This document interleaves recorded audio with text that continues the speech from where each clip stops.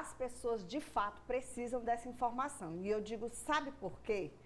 Porque diversas pessoas estão em casa nesse momento e têm direito a estar recebendo auxílio acidente e não sabem que tem esse direito.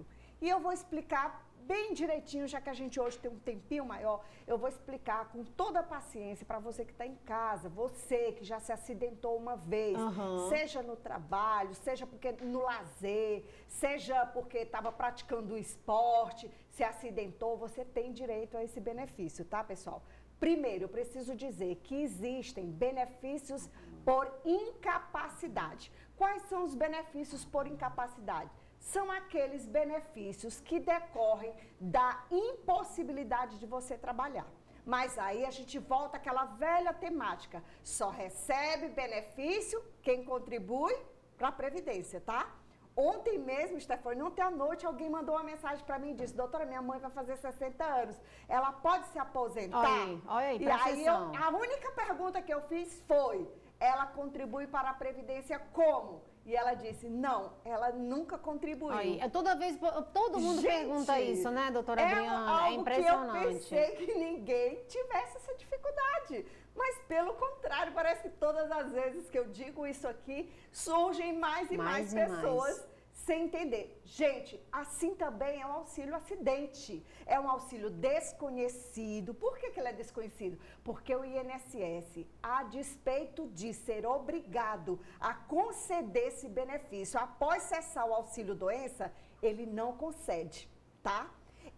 É direito seu, após sofrer um auxílio-doença, seja ele acidentário ou ocupacional ou decorrente de uma doença provocada pelo trabalho, se ficou sequelas, você tem direito ao auxílio acidente e que deve ser pago no dia seguinte após cessar o auxílio doença. E eu vou dar exemplo. Então quer dizer que a pessoa tem direito a todos? Sim, mas o INSS não concede. É aí que está a grande charada. Pois então, aguenta aí, peraí, ó. Tá parece que o nosso WhatsApp deu certo, né? Então, você já pode começar a mandar mensagem pra gente pelo 9411-7777, tá? 9411-7777. Você que tem dúvida aí sobre auxílio acidente, auxílio doença acidentário e auxílio doença. E auxílio doença, tá? São 3 auxílios e cada um diferente um do outro, né, doutora Adriana? Totalmente diferente uma coisa da outra, tá?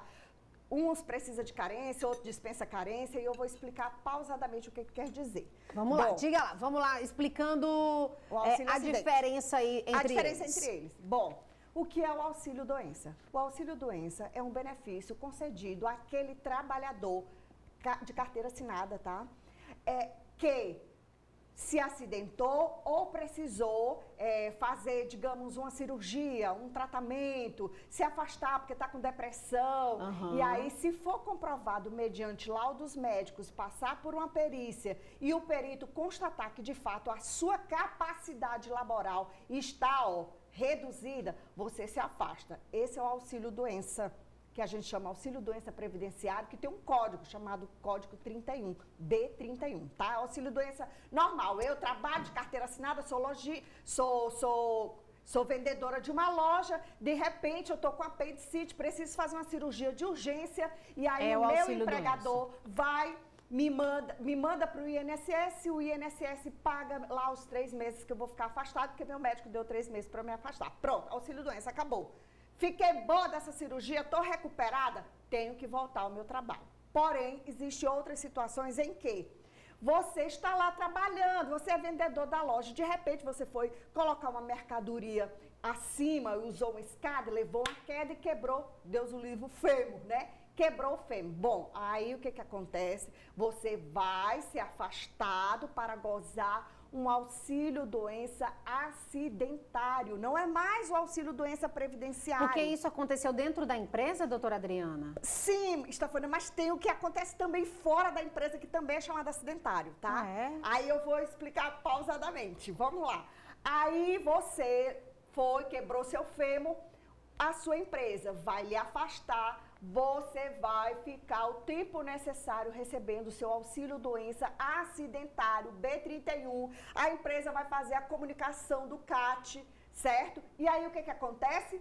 você vai ficar recebendo o seu auxílio-doença acidentário, a empresa vai continuar pagando o seu FGTS, porque lá naquele caso anterior que eu falei, a empresa não vai depositar o FGTS, tá? O auxílio-doença previdenciário B31, a empresa não é obrigada a pagar mensalmente o seu FGTS. Mas se for decorrente de um acidente do trabalho ou de uma doença ocupacional, a empresa vai lhe afastar, você vai receber pelo INSS e ainda vai estar depositando todo mês o seu FGTS e contando esse tempo para todos os benefícios, inclusive para a Previdência, tá? E aí você recebe. Digamos que acabou, você sarou, mas você ficou com a perna menor do que a outra. Você ficou com uma redução na tua capacidade laborativa. Você não é mais a mesma pessoa que era, apesar de poder trabalhar, apesar de poder voltar ao mercado de trabalho, mas você não tem mais a mesma condição que tinha antes. E aí é que aparece, então, auxílio acidente, que a Previdência devia pagar no momento em que cessa o auxílio-doença acidentário, mas a Previdência não faz isso, tá? Pelo menos eu não conheço. Já tem perguntas de telespectadores aí, eu adoro, tá? Olha aí, bom dia, doutora, eu paguei 9 anos de INSS, só que agora eu tenho uma hérnia de disco. Sim. E agora eu não consigo mais trabalhar, estou com 4 anos sem trabalhar e sem pagar. Tem uma hérnia de disco na cervical, mas aí tu parou de pagar, gente. Pois é, essa frase que diz tudo. Você parou de pagar. E aí, eu pego o gancho de outro fato que é super importante. Tem pessoas que estão em casa. Vamos supor que esta mesma pessoa disse assim, doutor, eu paguei 10 anos de Previdência e eu estou há 3 que não pago. Sabia que você tem direito ainda de recorrer ao teu auxílio acidente?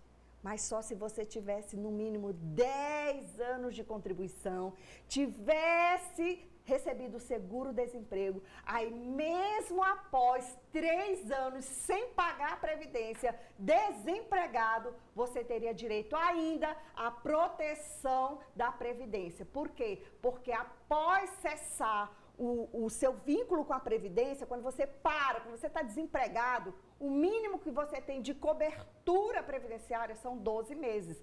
Mas existem situações em que essa cobertura vai para 24 meses e existem situações em que essa cobertura vai para 36 meses e 45 Doutora, dias. E ela, no caso, ela estava pagando e parou de pagar...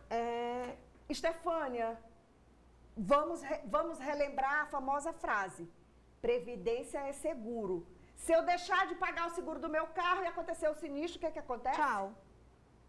O seguro não vai pagar. Por quê? Eu não deixei de pagar o seguro? Então é a mesma coisa, gente.